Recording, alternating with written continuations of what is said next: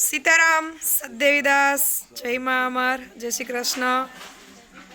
ચલો, આજે સરદાર અને અમરેલી ગણેશ્વર ગામથી ખુશાલભાઈ અને એનો સમગ્ર પરિવાર પ્રભુજીને પ્રસાદ અર્પણ કરવા માટે પધાર્યો છે. ત્યારે સમગ્ર સાથી પરિવાર વતી અને મા અમરધામ આશ્રમ વતી તમારા બધાનું ખૂબ ખૂબ સ્વાગત. સાથે સાથે આજે લાડકા એવા ખુશાલભાઈનો જન્મદિવસ છે, એટલે એમને જન્મદિવસની ખૂબ ખૂબ શુભેચ્છાઓ. અને આ જન્મદિવસની પ્રસાદી છે એ એમના નાના, શું નામ કીધું દાદા? રમેશભાઈ દોમડિયા તરફથી પ્રભુજી માટે સરસ મજાની ગરમા ગરમ તવા પાઉંભાજીનો પ્રોગ્રામ કર્યો છે. અને ખુશાલભાઈનો જન્મદિવસ છે એ મા અમરધામ આંગણે પ્રભુજી સાથે ઉજવાઈ રહ્યો છે. ત્યારે સમગ્ર સાથી પરિવાર વતી ખુશાલભાઈને જન્મદિવસની ખૂબ ખૂબ શુભેચ્છાઓ. મા અમર એમને ખૂબ સુખી નિરોગી દીર્ઘાયુ અર્પે અને ખૂબ ભણી ગણી સમાજનું, મા બાપનું અને દેશનું નામ રોશન કરે. હવે ખુશાલભાઈને પૂછીએ કે એને આવી ઈચ્છા કેમ થઈ આશ્રમે પ્રસાદ આપવા આવવાની? તે વિડીયો જોયો તો મારો? કેટલા સમયથી જોવે છે?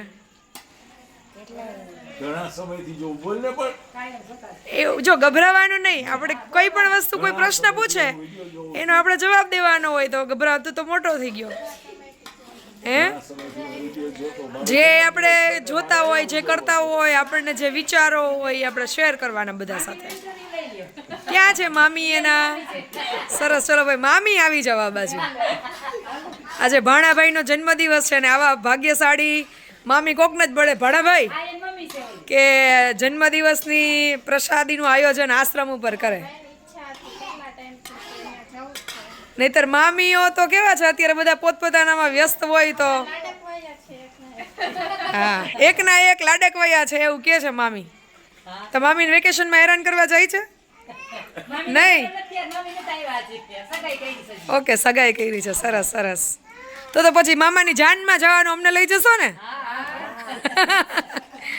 સરસ. ચલો, બધા પ્રભુજીને પ્રસાદ અર્પણ કરવા માટે પધાર્યા છે ને સરસ મજાનું પાઉંભાજીનું આયોજન કર્યું છે. તો ફરીથી સમગ્ર સાથી પરિવાર અને મા અમરધામ આશ્રમ વતી ખુશાલભાઈને જન્મદિવસની ખૂબ ખૂબ શુભેચ્છાઓ.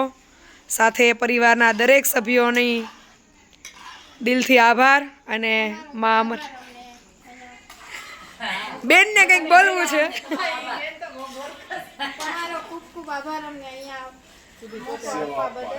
આ તો અમારું નથી, આ અમરમાનું છે. અને માના આંગણે તો બધા બાળકો માટે એક જ સરખો આવકારો હોય ને દરવાજા કાયમ ખુલ્લા હોય.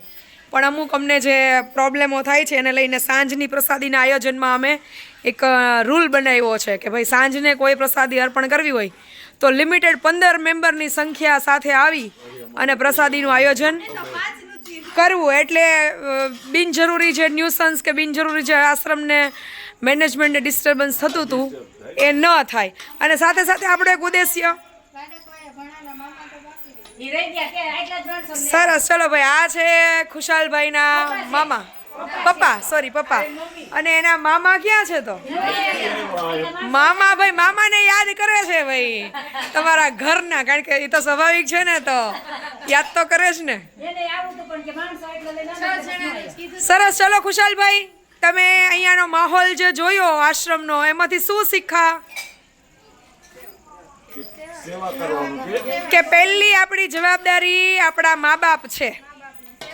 આપણા મા બાપની સેવા કરી, આપણી ગમે એવડી ડિગ્રી હોય, આપણે ગમે એટલું કમાતા હોય, આપણી ગમે એવી આવડત હોય, આપણે ગમે એટલું દાન કરતા હોઈએ, પણ જો આપણે આપણા મા બાપને ન સાચવીએ તો આપણી ડિગ્રી, આપણું ભણતર, આપણી આવક અને આપણું કરેલું દાન બધુંય નકામું. એટલે તમે કંઈ ન કરો તો કંઈ નહીં, પહેલાં તમારે તમારા મા બાપની સેવા કરવાની ને એને સાચવવાની. જોકે અત્યારે મા બાપ કોઈ સંતાન પાસે સેવા કરાવવા ઈચ્છતા જ ન હોય, પણ સમય એવો આવે અને જરૂર પડે તો અત્યારે કેમ પપ્પા આમ તાર ખભે હાથ રાખીને ઉભા ને કે તું મૂંઝાતો નહીં, હું તાર બાજુમાં છું, હે એમ તારે મોટા થઈને પપ્પાને એવું કહેવાનું પપ્પા મૂંઝાતા નહીં, હું તમારી સાથે છું એમ, મમ્મીને પપ્પાને બેયને. ઓકે, ચલો.